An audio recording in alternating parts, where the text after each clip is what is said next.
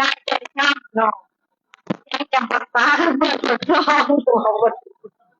แต่ปักซอยกันเนาะว่าแต่ปากซองเลยเรายินข่าวปานเดียวกับนี่แหละก็เป็นร้านนะครับเดียวที่สุดกับมวนมัดทุกคนนะทั้งบุกไปพบเถื่อ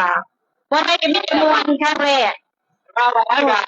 ม่วนเบิดตลอดเนาะแม่นบ่ได้ก็ประทับใจม่วนเบิดก็ขอบใจหักม่วนขนาดแหละโอกาสหน้ามาอีกบ่อีกบ่มีโอกาสก็มาแล้วแห่งคนมักไปโอเคเนาะขอขอมุกขอบใจหลายเอาไปสมัครคนต่อไปเลยสมัครคนต่อไปเลยทางนี้เห็นบ่ก็เป็นเบาผู้ขายเลยผู้ขายเลยอันนี้ผู้นี้เลยเอาผู้ยิ่งอีกความรู้สึกเนี่ยความรู้สึกที่ว่ามาเที่ยวน้ำกันครั้งนี้เนาะมีความรู้สึกเท่าไหร่เนาะที่ว่าได้มาเที่ยวแล้วก็เอาสู่ฟังเลยเนาะมีความรู้สึกประทับใจม่วนที่สุดและได้มาเที่ยวในครั้งนี้ครั้งแรกในชีวิตดีใจหลายสิได้มาเรื่อยๆเนี่ยต่อไปขอขอบใจเอาไม่เท่านี้เราบอกเป็นแน่เอ้าโอเคเนาะเดี๋ยวสิมาสัมภาษณ์ไอ้เนาะเอาผู้ขายซะเอ้าทางอ้ายสุริเนาะเอาเลยสบายดีอาจารย์ว่าสิขอแนะนำชื่อก่อนเนาะอาจารย์เนาะข้าพเจ้าชื่อสุริแสนโคตรอยู่บ้านห้วยสาดเมืองปากช่องเป็นจำสักเก่ามาเที่ยวสุนี้รู้สึกโอ้ม่วนหลายเนาะ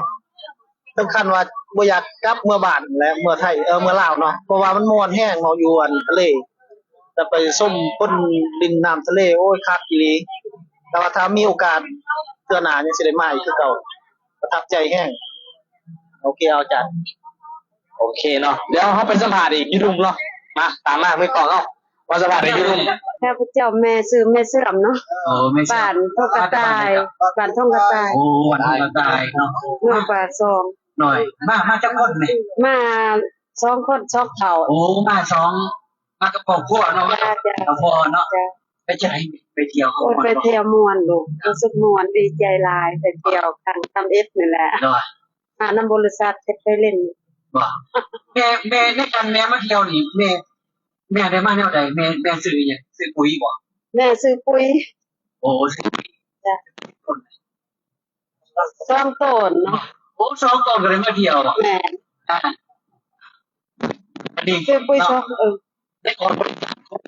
ขนาดนั้นบาทเท่าไหร่ขนาดนั้นในการนำเที่ยวอีกเรื่องการบริการเล่นรถบัสเข้าไปแบบนี้เนี่ยผมเลยไปเที่ยวบริการดีและบริษัทดี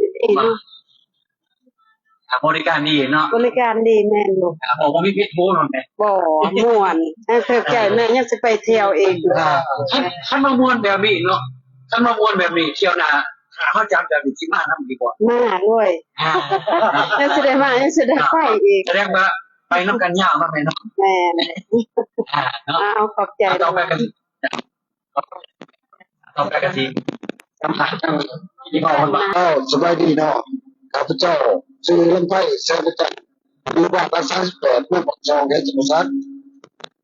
มือนี้ข้าพเจ้า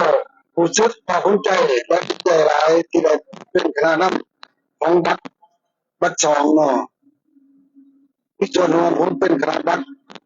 นำบัตรช่องของพ่อและภาคภูมิใจหลายที่ทางบริษัทวัสดุของพ่อได้นำพาสมาชิกเดินทาง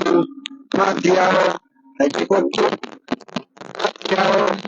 ให้มีมุมใหม่เพื่อนในหลายคนมาหูจักหักแป้งกันอยู่ในการท่องเที่ยวแห่งนี้นี่ลุมีเนาะ